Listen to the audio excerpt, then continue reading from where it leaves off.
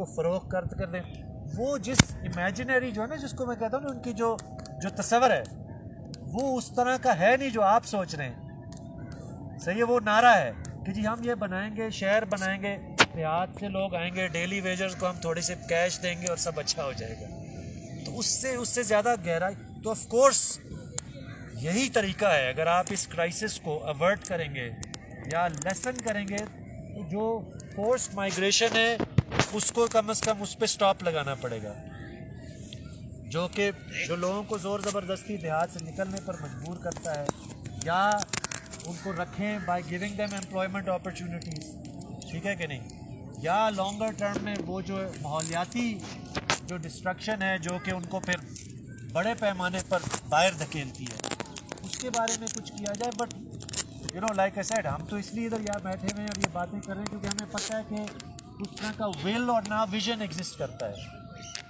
तो रह गई बात जो आपकी थी शॉर्ट टर्म, लॉन्ग टर्म की, मीडियम टर्म की। देखिए शॉर्ट टर्म ज़रूरी भी है।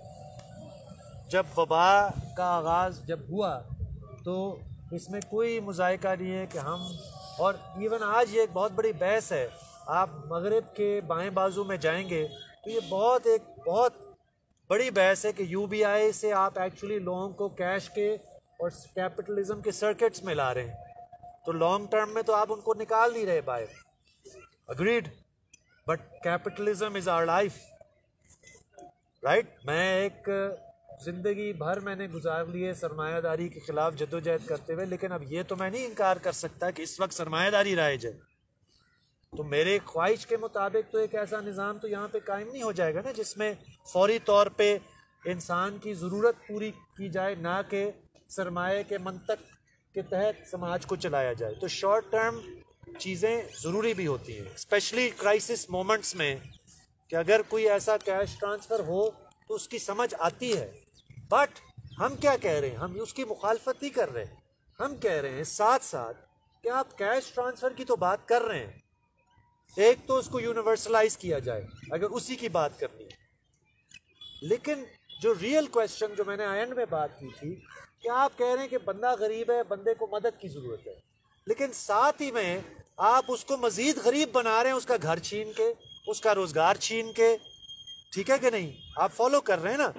आप यानी कि सेहत की जो थोड़ी बहुत सहूलत मतलब है सरकार सब्सिडाइज कर देती थी, वो आप प्राइवेटाइज करें। आप देखें ना अभी क्या हो रहा है। अभी डॉक्टर साहब इधर बैठे हुए थे, हमारे पार्टी के दोस्त हैं डॉक्टर राना जावेद, पिम्स जो है ना वो प्राइवेटाइज कर रहे हैं। पब्लिक यूनिवर्सिटी जहाँ पे मैं रहता हूँ भाई, अब हमारी पब्लिक यूनिवर्सिटी में अब कोई 75,000 से कम तो सेमेस्टर का खर्चा आता नहीं।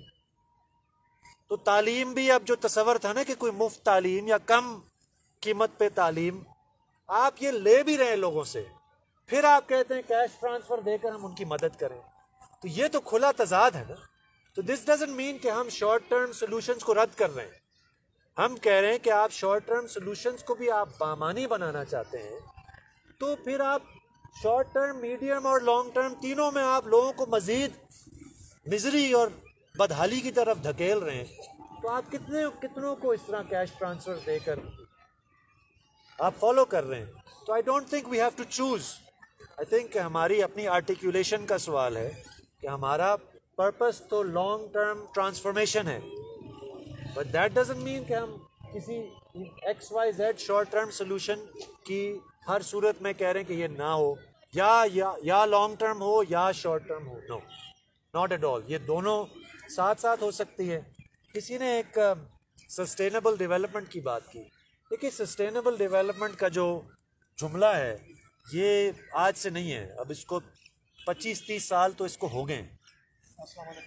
तो जो सस्टेनेबिलिटी का जो बुनियादी अगर आप उसूल समझें तो वो तो वही है ना कि माहौल और इंसान के दरमियान कोई तवाज़न, कि माहौल को आप इतना बर्बाद ना करें कि आने वाली नस्लें मतलब चल ही ना सके।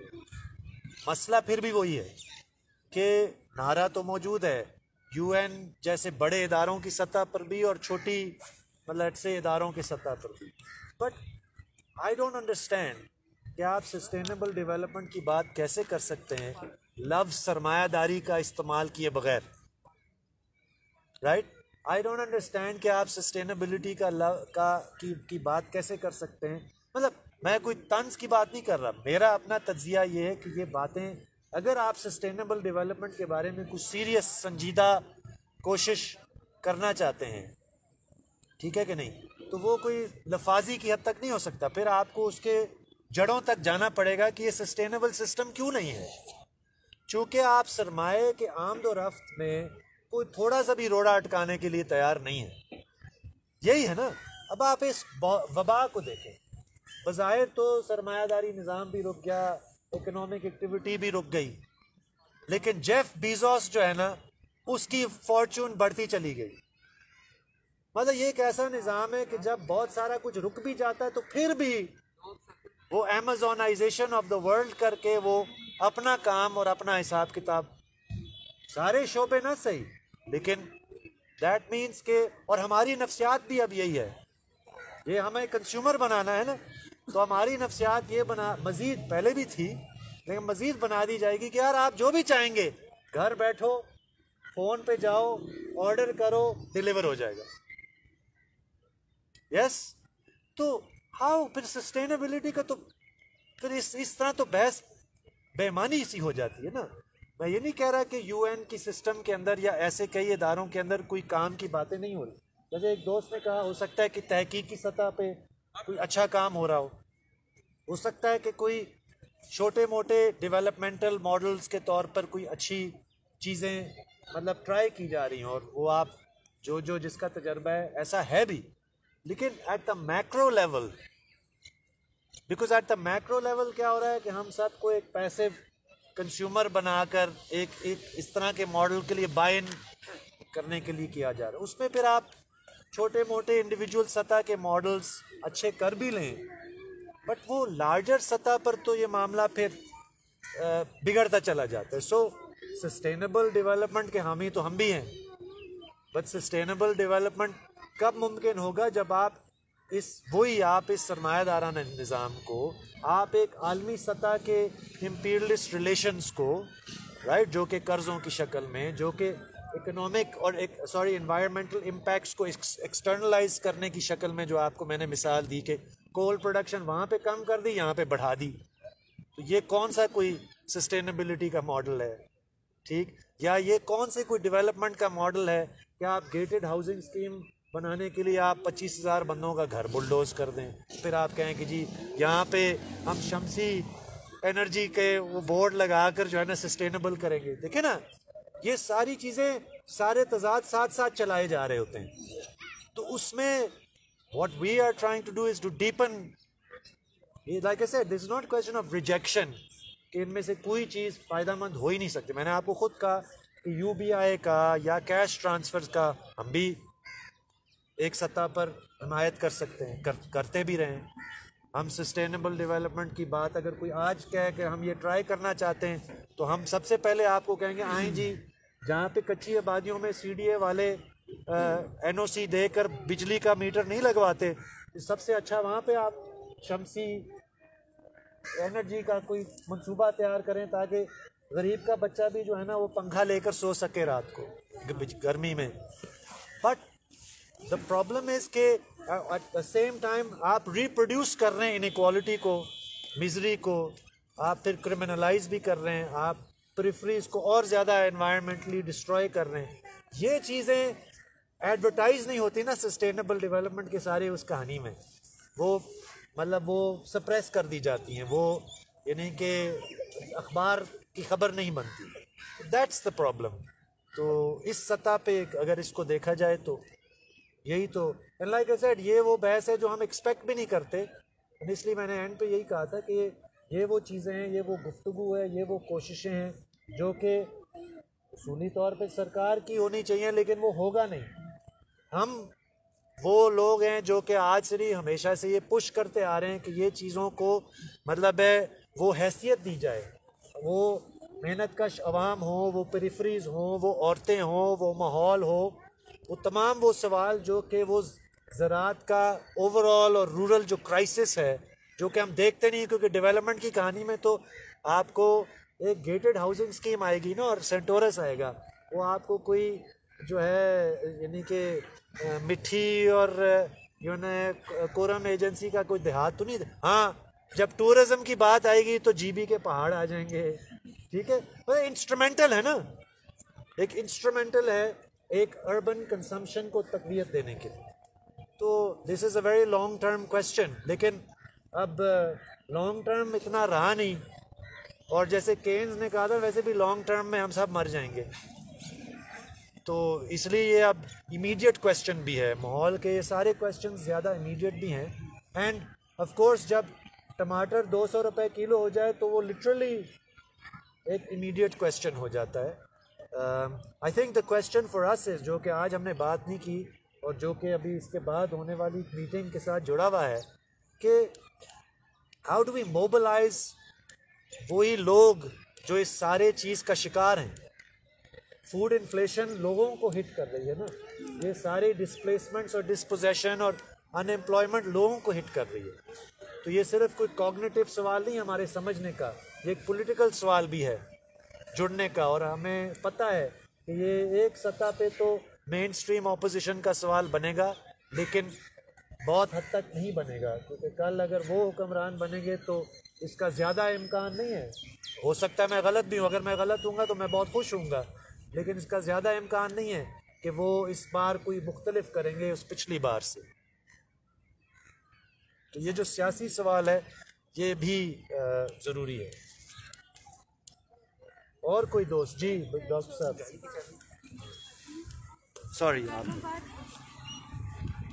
हाँ, एक चीज़ जिसको मैं कहना चाह रही थी माशियत के हवाले से और इस हवाले से कि जो तबकाती तज़ाद बढ़ते जा रहे हैं, कि जब किसी कौम के बजट का 85% आलमोस्ट जो है वो एक ख़ास अदारे को चला जाए, और वो ख़ास अदारा जो है उसके अपने स्कूल भी हों, अपने कॉलेजेस भी हों, अपने हॉस्पिटल भी हों, और उनकी अपनी गेटेड कम्युनिटी भी हो, तो मेरा सवाल ये है कि क्या वो अदारा इस माशी जो तफरीक है, जो ऊंच नीच है, उसका ज़िम्मेदार नहीं है कि वहाँ पे एक प्राइमरी में अगर मेरा बच्चा जाएगा तो 5,000 फ़ी देगा, जबकि उनका बच्चा वहाँ पे मुफ्त पड़ेगा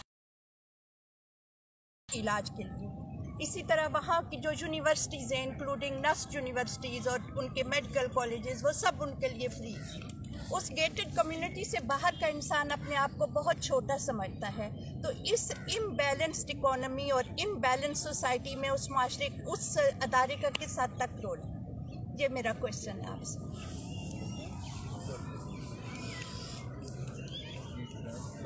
आया तो अभी हूँ, लेकिन फेसबुक लाइव से मैं सेशन सुन रहा था सारा। अभी जो आपने बात की कि जो सस्टेनेबल डेवलपमेंट या सोशल जो सिक्योरिटी जो बेनिफिट्स हैं, इनका नाम इसलिए भी लिया जाता है कि जब आप एक सिस्टम से नॉजियाटिक हो जाते हैं, जब आप तंग आ जाते हैं, तो उसको डाइल्यूट करने के लिए भी कोई चीज़ चाहिए। आपके पास कोई एक्सक्यूज़ होना चाहिए, कोई अपेरेंटली अल्टरनेटिव होना चाहिए।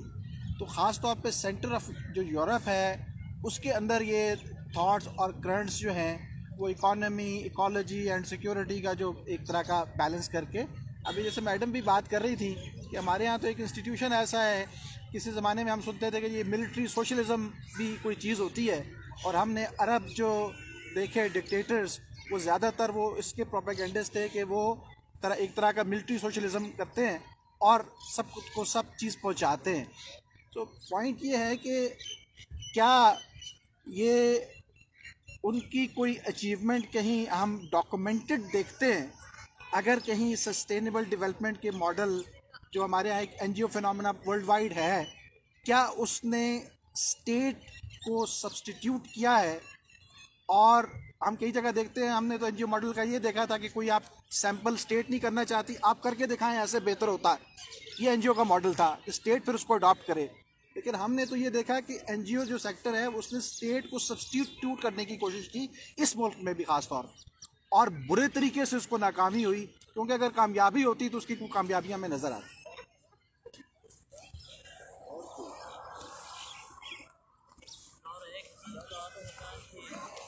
चाइना जो कोल कंजम्पशन उधर से अब इधर ला रहे हैं सर, तो फिर चाइना तो फिर भी उससे बच नहीं पाएगा, मतलब एनवायरमेंटल इशू से।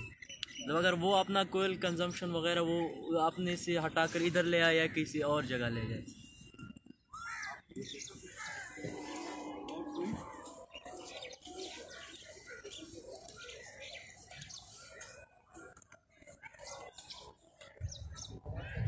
ये तो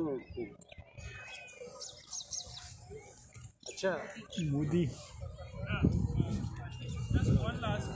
वो ये कि बहुत ज़्यादा एनालिसिस में हमें ये तो नज़र आता है ये ख़राब है, ये ख़राब है, वो ख़राब है, लेकिन कैपिटलिज्म की जो स्ट्रेंथ है वो उसकी एबिलिटी टू एडवर्टाइज समथिंग है ना, दैट एस्पायरेशन। सो क्या स्केल लोगों को डराने से या क्रिटिकली कॉन्शियस करने से वो उस स्केल पे हो सकेगा जिस स्केल पे एक एस्पायरेशन कोई अल्टरनेटिव सेल होगी, और वो किस तरह का विजन है, वो क्या विजन है जिसकी तरफ एक प्रोग्रेसिव सोच एस्पायर कर रही है?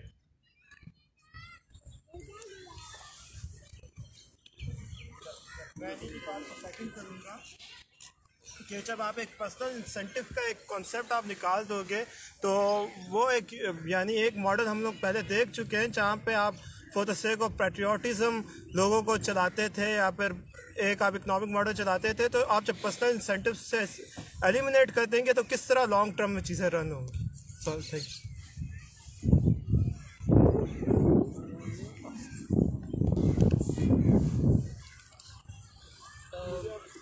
मैं सिर्फ एक ये बात पूछना चाहता था बल्कि कि अभी हमने जो काफ़ी डिस्कशंस की हैं उसमें एंड में आपने भी जो हमें रास्ता एक सॉर्ट ऑफ सजेस्ट किया है वो ये है कि सियासी जद्दोजहद में लोग एक्टिव हों, ज़्यादा ऑर्गेनाइजिंग हो वगैरह वगैरह, और उससे जाहिर सी बात है डिस्कोर्स में बहुत फ़र्क पड़ता है, लोगों की कॉन्शियसनेस में बहुत फ़र्क पड़ता है।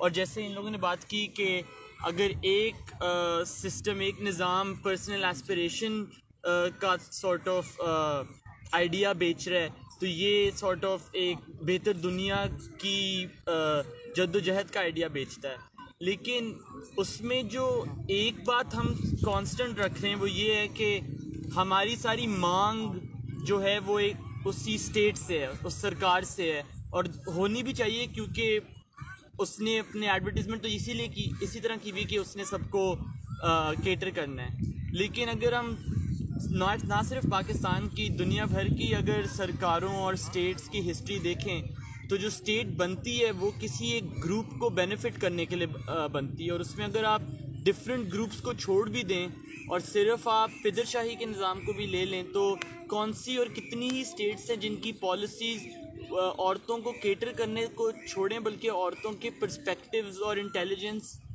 के कॉन्टेक्स्ट से अपनी पॉलिसीज़ बनाना पसंद भी करती है। और जब भी हिस्ट्री में एक्चुअल ऑर्गेनाइजिंग एक ऐसे मुकाम पे पहुंची है जहां उसके पास इतने बंदे इकट्ठे हो गए हैं जो चैलेंज भी कर सकते हैं उस एस्पिरेशन की एडवर्टीजमेंट को, तो एंड में ये हमें एक हॉन्टिंग रिमाइंडर सा होता है कि हाँ स्टेट की कुछ प्रायोरिटीज़ हैं और कुछ लोग अर्नेस्टली लगे भी होते हैं उसके लिए बेहतर चीज़ें सोचने के लिए, लेकिन जब एंड में पुश कम्स टू शव आता है तो फिर स्टेट के पास बंदूक होती है, असला होता है, तशद्दुद की पॉसिबिलिटी होती है। तो जितनी भी जो हम ये एक ऑर्गेनाइजिंग करेंगे कि लॉन्ग टर्म और शॉर्ट टर्म, क्या कोई ऐसा चारा नहीं है जिससे जो आपको चाहिए जो मुझे चाहिए वो हम एक दूसरे को प्रोवाइड कर सकें, और अगर प्रोवाइड कर सकें और एक हम सिस्टम बनाएं भी कि फिर जब उसके ऊपर चाहे मलिक रियाज का या DHA का या सरकार का या इंडिया का या अमेरिका का जब उस पे फिर एंड पे थ्रेट आए भी तो हमारे पास कोई तरीका हो उस थ्रेट की डिफेंस, अपनी आइडिया और अपने निज़ाम की डिफेंस करने का।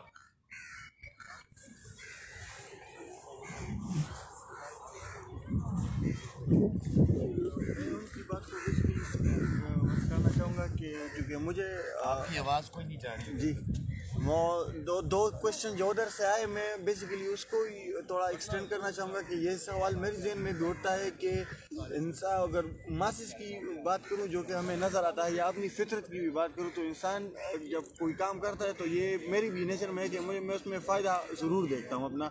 अगर नमाज भी पढ़ता हूँ तो वो इसलिए कि जन्नत मिलेगी आखिर में जाके, मतलब हर चीज़ में एक इंसेंटिव चाहिए होता है। तो ये कैसे होगा, मतलब कि अगर पर्सनल ये फ़ायदा है, इस चीज़ को हम अल्टरनेटिव में कैसे कन्वर्ट करेंगे कि इसको ना देखे और एक बहुत बड़ी उस काज को देखे हो इस तरह से, मतलब ये कोई मुमकिन नज़र नहीं आता इस तरह, जिस तरह इंसान की फितरत है। नहीं होगा। अच्छा, ये जो आखिरी जो गुफ्तगू है ये बहुत ज़बरदस्त है और अच्छी है, ज़रूरी है, और मुझे खुशी है कि आप कई लोगों ने अपनी दिल की बात भी बता दी, तो हमारे जन्नत वाली तो लेकिन उससे पहले जो 2-3 और सवाल थे वो उसको भुगता लेते हैं और फिर इस पे वापस आ जाते हैं, और शायद उन्हीं के साथ जुड़ा हुआ ये सवाल आपको कहीं नज़र आएगा। देखें, ये तो एक हकीकत है, मैंने शुरू में भी कहा है कि हमारी जो मईशत है, हमारी जो सियासत है, हमारा जो पूरा निज़ाम है, इसका एक मखसूस पहलू है कि वो मिलिट्राइज्ड है। बहुत सारे और मुल्कों में भी एक ख़ास शक्ल में होगा, लेकिन हमारे यहाँ उसका ज़ाहिर एक ख़ास इदारे की एक मुसल्लह सियासी जमात के कंट्रोल से है, उसके नज़रियात से है, इस मुल्क का मुसलसल नाजुक दौर में रहने से है, इससे तो कोई इनकार नहीं है। और ये एक बहुत ऐसा तज़ाद है कि जो कि जैसे चलें बहुत सारी चीज़ें वो नहीं भी कह रहे, लेकिन अब मेन स्ट्रीम ऑपोजिशन भी इस बात को कहने पर किसी सतह पर मजबूर है। तो ये तो है, ये तो जो आपने पूछा कि क्या वो ज़िम्मेदार नहीं है, बिल्कुल ज़िम्मेदार है। वही हुक्मरान हैं जो कि बाहर के साथ, अमेरिका के साथ भी जो है ना गठजोड़ बनाने के लिए तैयार रहे। आज कल अमेरिका अहले किताब था, फिर परसों अमेरिका जो है ना कुछ और हो जाता है, फिर वही कहते हैं कि हिंदुस्तान और अफ़गानिस्तान कभी हमारे दोस्त नहीं हो सकते। वही, इसमें तो कोई शक नहीं है, ये तो फैक्ट है। असल सवाल अगला है जो आपने कहा कि क्या जो उस गेटेड कम्युनिटी से बाहर हैं वो अपने आप को क्या तस्वर करते हैं। अगर ये ऐसा होता कि बाकी पाकिस्तान में से जो अक्सरियत है वो इस तज़ाद को उस तरह समझकर फिर उस तज़ाद के तमाम पहलुओं को, सिर्फ वो एक इदारे का सवाल नहीं है ना, फिर वो एक मईशत का सवाल है, यहाँ की सियासत का सवाल है, यहाँ पे पूरा हमारा जो कौम के तस्वर का सवाल है। अगर उन सारी चीज़ों को ज़ेरे बहस ला कर हम कोई मुतबादल के बारे में सोचना और बात करना और बनाने का हिसाब किताब बेहतर होता तो शायद हम इससे आगे भी निकल चुके हों, लेकिन हम कहीं फंस जाते हैं। और मेरा अपना ये ख्याल है कि हम फंसते इसलिए हैं, जो कि फिर बाकी सवालों से जुड़ता है। फंसते इसलिए क्योंकि ये तो एक सवाल है जो आपने रेज़ किया, लेकिन उससे बढ़कर भी एक सवाल है और वो ये है, और वो आपको बाकी पूरी दुनिया में भी नज़र आता है। देखिए, बाकी दुनिया में आपको इस तरह का इदारा नहीं नज़र आता मुल्कों पे हावी जैसे पाकिस्तान में नज़र आता है, लेकिन बाकी दुनिया में भी जमहूरियत, जो लिबरल जमहूरियत आप कहते हैं, वो बहुत शदीद बहरान का शिकार है। बाकी दुनिया में भी सरमायादाराना निज़ाम एक शदीद बहरान का शिकार है।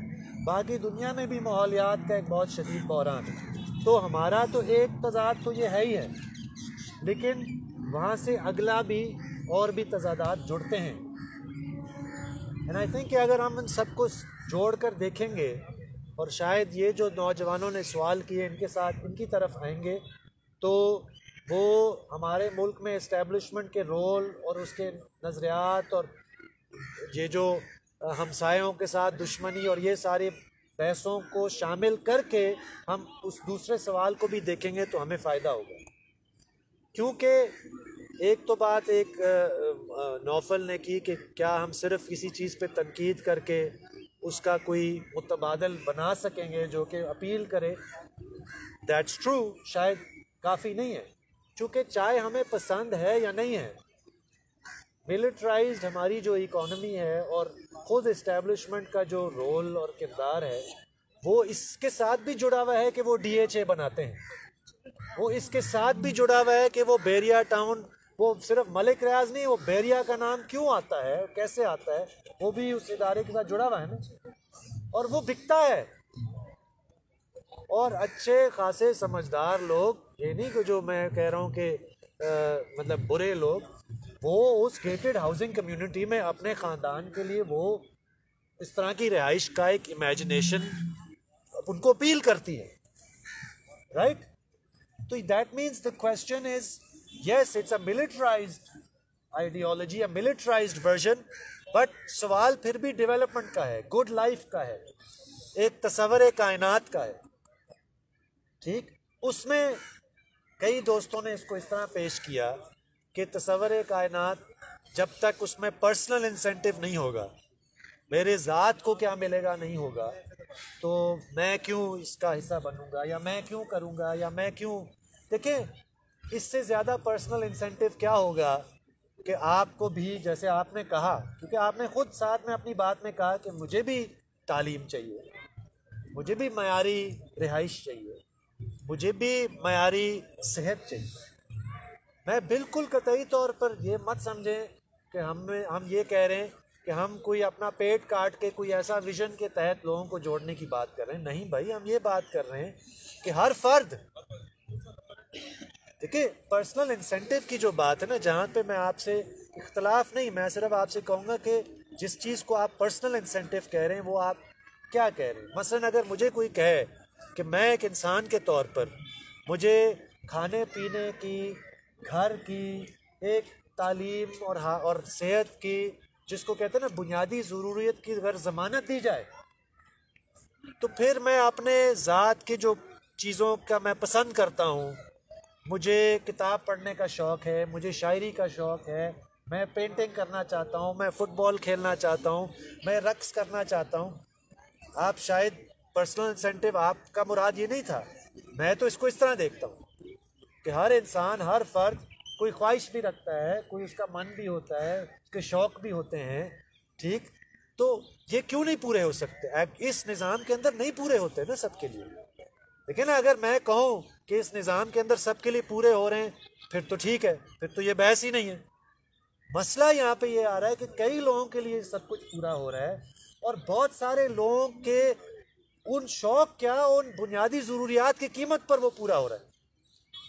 वो तो शौक़ उनके कहाँ पूरे होंगे, उनके तो रिहाइश उनसे छीनी जाती है, वो रोज़गार से बेदखल होते हैं, वो जंग और दहशतगर्दी का शिकार किए जाते हैं, होते नहीं हैं, मतलब उन पर ये मुसल्लत किया जाता है। यही इसी निज़ाम की दी हुई चीज़ें। देखें, सरमायादारी में और पाकिस्तान की मखसूस मिलिटराइज्ड वर्जन में, या तो ये जो सारा ख्वाब है ना डेवलपमेंट का, पार्क का, खेल कूद का, सबको मिले तो मेरा आप नाम बदल दें, हम इस सारी बहस को ख़त्म ही कर देंगे, फिर तो ये बहस की ज़रूरत ही नहीं, फिर सब अच्छा ही होगा।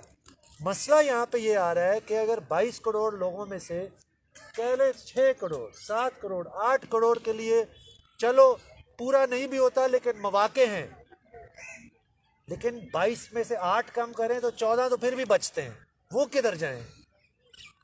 असल मसला ये आ रहा है।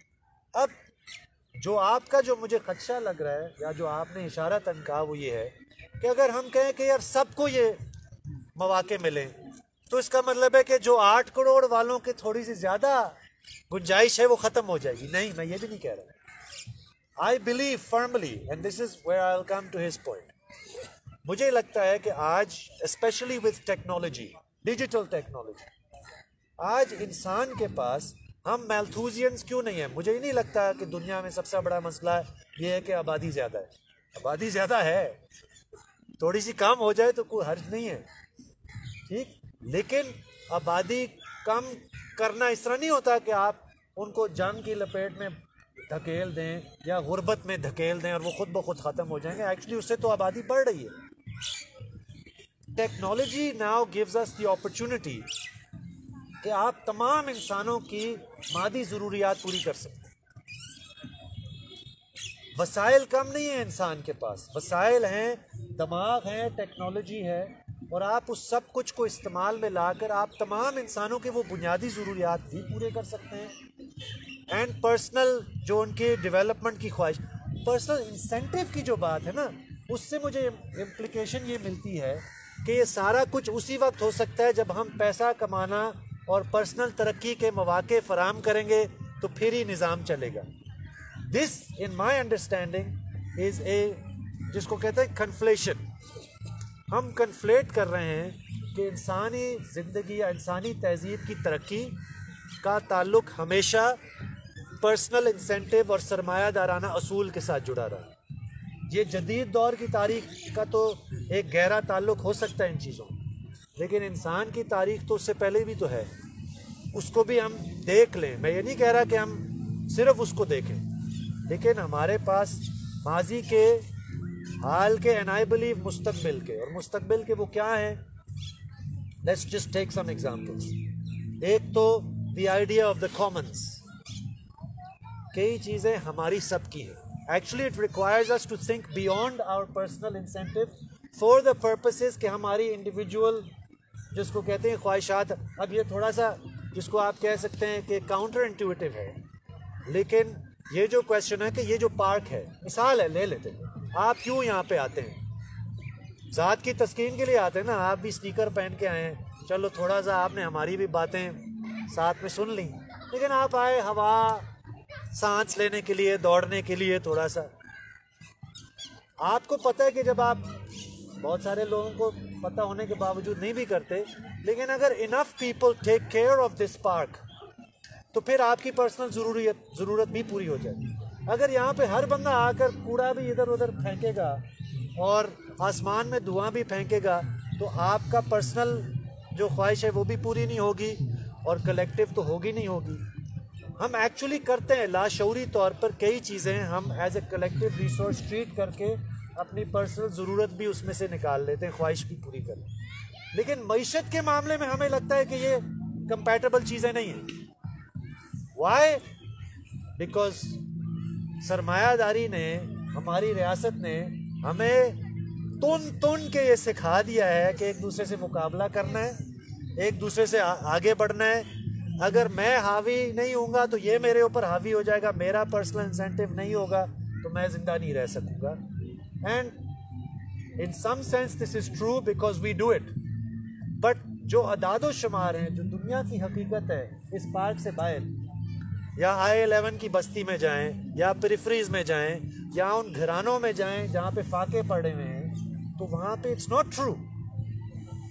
So the question is to open our minds to the possibility कि ये दोनों चीज़ें पॉसिबल हैं। ये लाजिम नहीं है कि या एक होगा कि मैं तरक्की करूं, बहुत सारे ना भी करें तो मैं वो उस गेटेड कम्युनिटी के पीछे हूं, या उसके अलावा भी, right? This is possible and it is largely a question of the imagination. और मैं आपको बताऊं, पॉलिटिक्स बहुत हद तक इमेजिनेशन का क्वेश्चन है। जैसे इसने कहा ना कि we have to be able to imagine it, और ये हो सकता है हमारी भी खामी हो कि आप लोग बहुत सारे हमें मुंसलिक करते हैं, अगे जी डंडे सोटे खाने के लिए इनके पास जाओ, कोई तनकीद करनी होती है इनके पास जाओ। वो भाई डंडे सोटे खाने भी पड़ते हैं, चूँकि कई लोगों को कुछ नसीब ही नहीं है सिवाय डंडे सोटे खाने के और जलालत करने की, इसलिए हम जाते हैं। वरना हमारी जो इमेजिनरी है ज़िंदगी की, दुनिया की, समाज की, वो ये कि हर फर्द की एक अपने मन, अपनी ख्वाहिश, अपनी सलाहियत उभारने का, हम बिल्कुल फ़र्द को नज़रअंदाज नहीं करते। फ़र्द एक्चुअली हमारे इस तमाम नज़रिए की बुनियाद है। बट फ़र्द और जो उसके साथ वाले दूसरे अफराद हैं, या तो फ़र्द एक अलग रहे ना बाकी समाज से, फ़र्द भी तो दूसरे अफराद के साथ एक समाज में रहता है ना, you follow.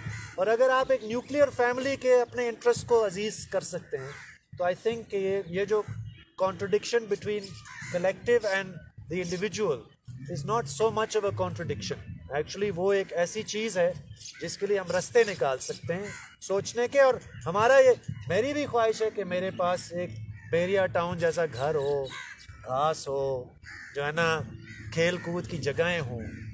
And I believe that not in that form, but इस तरह की इमेजिनरी एक घर की सबकी ज़रूरत पूरी हो सकती है। not at the cost of nature, not at the cost of others. That is where I differ, right? क्योंकि जिस अंदाज में आज हो रहा है वो at the cost of all other individuals having those same opportunities. ये एक सवाल है और ये एक imagination का भी सवाल है. और of course हमारे अब ये भी एक फैक्ट है कि जो इसने कहा ना आखिरी बात के सरमायादारी के पास एडवर्टाइजिंग की बड़ी, अब मसला ये है कि अगर आप मुझे 24 घंटे टीवी चैनल दें तो मैं भी बड़ा सुर्खी पाउडर के साथ आपको ये सोशलिस्ट ख्वाब एक शानदार तरीके से दे सकता हूँ और वो बहुत अच्छा होगा. मैं आपको यकीन बताऊँगा उसमें जेंडर का भी सवाल आएगा, उसमें यानी कि कौमों का भी आएगा, तहजीबों का भी आएगा, मज़ाहिब का भी आएगा. ये इसलिए मैं कर सकता हूँ क्योंकि मैंने देखा है ना, मैं अप्रिशिएट कर सकता हूँ, मैं फ़ख्र से कह सकता हूँ कि भाई मेरा दोस्त जो मसीह है उतना ही मेरा दोस्त है जितना यहाँ पे मुसलमान है. या मैं समझता हूँ कि हमारा जो तरक्की का या जो एक तस्वर है, और इसने दोस्त ने बात की थी ना रियासत से बाहर, वैसे तो हमारा जो आखिरी मंजिल है वो तो वही है कि रियासत की ज़रूरत ही ना पड़े. आप और मैं और हम सब थोड़ा सा झगड़ा भी हो तो हम मिलजुल कर उसको तय करें. रियासत तो इसलिए आती है ना क्योंकि हम झगड़ा डालते हैं तो रियासत आकर कहती है अच्छा जी आओ जी मैं अब निपटाता हूँ तुम दोनों को. तो I acknowledge this is a very different imaginary from what we are exposed to. इसमें कोई शक नहीं. और ये भी एक फैक्ट है कि हमारे पास वो ज़राए नहीं है अपने ये इमेजिनरी को यूनिवर्सलाइज करने के. हम उस वक्त नज़र आते हैं जब किसी चीज़ की मुखालफत करनी होती है. बट दैट्स बिकॉज हिस्ट्री कम अज़ कम जदीद दौर की सरमायादारी के इस मिलिटराइज्ड समाज और रियासत की हिस्ट्री ये है कि लोगों को एक्सक्लूड किया जाता है, सप्रेस किया जाता है. तो उधर हम खड़े होते हैं, बट दैट डजंट मीन कि that's all we stand for. We also stand for something and maybe in another circle, a subsequent circle, क्योंकि इस पे आजकल काफ़ी हम सोच विचार भी कर रहे हैं कि it's time for us to think about a futurist. What does our future look like? The future that we believe in. कि वो क्या है, वो कैसे होगा, वो कैसे बिल्ड होगा. लेकिन उसमें थोड़ा बहुत वक्ती तौर पे आप अगर शॉर्ट टर्म में डंडा सोटा खाना और ये वो, चूँकि ऐसा यहाँ पे होता है, क्योंकि एक शानदार खूबसूरत डेवलपमेंटल तस्वीर बनाने के लिए लोगों को बेदखल किया भी जाता है, जलील किया भी जाता है, रोज़गार से निकाला भी जाता है. और ये दोनों चीज़ें हमें हमारे नज़दीक लाजिम मलजूम नहीं है. We can do one without the other. और उसके लिए एक सियासत चाहिए और एक सियासी जदोजहद चाहिए और वो ही हम बनाने की कोशिश करते हैं.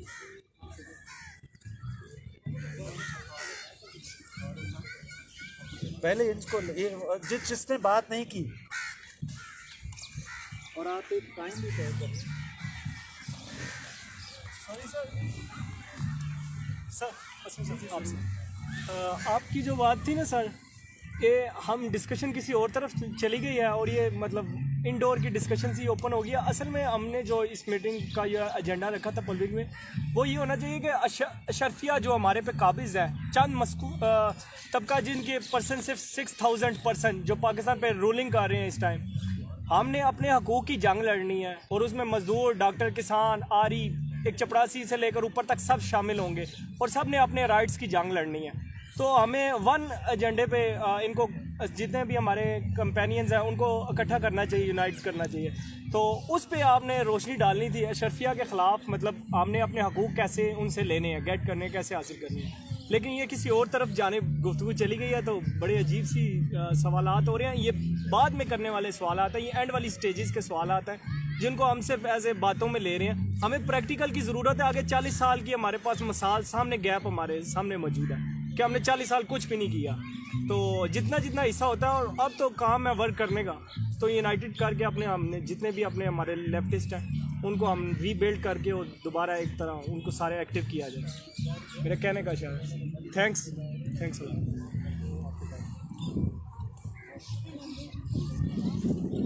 सर. आप जो अपने मॉडल का कह रहे हैं future model, global order sir अभी कोलैप्स पे है. एक ट्यूसिडाइट्स इफेक्ट हम लोग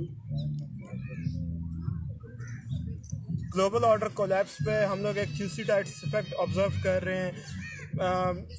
लिबरल डेमोक्रेसी से कोलैप्स से एक अल्ट्रा फासिस्ट, एक नेशनलिस्ट एक पॉलिटिकल ऑर्डर आ रहा है, तो उसमें ये किस तरह पॉसिबल होगा? ये जो जिस ऑर्डर की आप बात कर रहे हैं वो क्लिची नहीं है, वो सस्टेनेबल, यानी वो उस एक ग्लोबल ऑर्डर के बीच में हमारे लिए तो सस्टेनेबल नहीं है।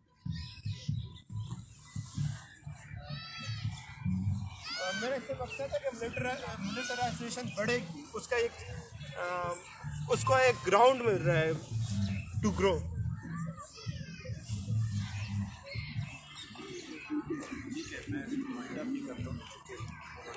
ठीक है। देखिए दोस्त, ये तो आपकी राय है और वो काबिल एहतराम है।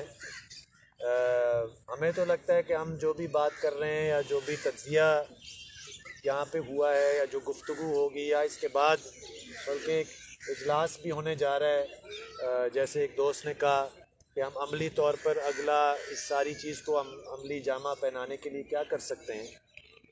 तो साफ ज़ाहिर है एक ये नुक्ता नज़र है कि जो मौजूदा निज़ाम है यही है और इसी के अंदर रह कर हम अलिफ बे पे जो ऑप्शंस हैं जो वही काम करते आ रहे हैं, हम उनमें से एक का इंतखाब कर लें, तो वो तो हम तो नहीं करेंगे। हमने तो हमेशा एक मुतबादल कुछ भले चलो तसव्वुर ही सही और अमली उसकी कोशिशें भी की हैं और करते भी रहे हैं। जैसे मैंने भी थोड़ी देर पहले कहा था, वो बहुत सारे मसला ये है कि हमें उस तरह के मौक़े मिल नहीं सकते, चूँकि हम एक ऐसे निज़ाम को तब्दील करने की भी बात कर रहे हैं और उस निज़ाम को कायम रखना, उस निज़ाम के जो जिसको कहते हैं जिसको फ़ायदा लेते हैं, वो तो किसी भी सूरत में आसानी से नहीं होने देंगे। बट पार्ट ऑफ जो हम ये जो सर्कल्स के जो मकसासिद हैं वो ये हैं कि इसमें मुख्तलिफ़ तरह के, क्योंकि एक दोस्त ने कहा ना कि ये सारे बहसें क्या हैं, वो इन दोस्त के लिए भी ये है कि यहाँ पे हर बंदा एक तरह के बैकग्राउंड से नहीं आता। कई लोग पहली दफ़ा आकर गुफ्तगू में शामिल होते हैं, कई लोग एक बिल्कुल ही मुख्तलिफ नुक्ता नज़र के तहत आकर शामिल होते हैं और हम उसको वेलकम करते हैं, बिकॉज़ पार्टली इसी चीज़ को रिकग्नाइज़ करने वाली है कि हम जिस समाज में रह रहे हैं उस समाज में इस तरह के तसव्वुरात और इस तरह के ख़यालात की गुंजाइश ज़्यादा नहीं होती। बहुत सारे लोग अपने उनका कोई कसूर नहीं कि वो एक्सपोज नहीं है, वो लिहाजा एक ख़ास मतलब है उम्र में आकर ये भी सोचते हैं कि ये तो है ही पता नहीं क्या अजीब व गरीब बातें। जैसे आप एक तरह से अजीब व गरीब उसको समझ रहे हैं, वो उसको दूसरी तरह से अजीब व गरीब समझ रहे हैं, राइट। बट मकसद ये है कि हम फिर भी ये समझते हैं कि ये जो स्पेशली जो मईशत का सवाल है, और इसी पे मैं ख़त्म करूँगा, मईशत का सवाल है एक ऐसा सवाल है जो कि लोगों को कम अज़ कम इस बात पर जोड़ ज़रूर सकता है, चाहे उनका पस मंज़र जो भी हो, चाहे वो कितने बाएं बाजू की तारीख से जुड़े हुए हों या ना हो, चाहे वो किस खित्ते से भी ताल्लुक़ रखते हों, चाहे वो डेवलप्ड या अंडर डेवलप खित्ते से हों, कि मईशत ही वो चीज़ है जिस पर हमें अगर कुछ मुतबादल, अगर मुस्तकबिल में कोई पायदार इस समाज को चलाना है, जो आपने कहा ना क्राइसिस है हर जगह, तो अगर क्राइसिस है तो किसी को तो सोचना है ना। तो ये तो नहीं हो सकता कि हम कहें क्राइसिस बस मज़ीद क्राइसिस की तरफ ही जाएगा और बस अपने आप को बचाओ। हम तो कम अज़ कम ये समझते हैं कि समाज को इस क्राइसिस से निकाल कर कुछ और तरह का समाज बनाना मुमकिन है, और वो माशी ढांचा जो कि मैंने कहा सियासत से भी जुड़ा हुआ है, जो कि हमारे सकाफ़त और कौम के तसव्वुरात से भी जुड़ा हुआ है, जो हमारे खित्ते और दुनिया से भी जुड़ा हुआ है, जो हमारे सिन्फ के रिश्ते और ताल्लुकात के हवाले से भी समाज के अंदर बहुत सारी चीज़ों से जुड़ा हुआ है। वो इसलिए हमने आज इसको मौजूए बहस बनाया और इसको फिर से हम बनाएंगे।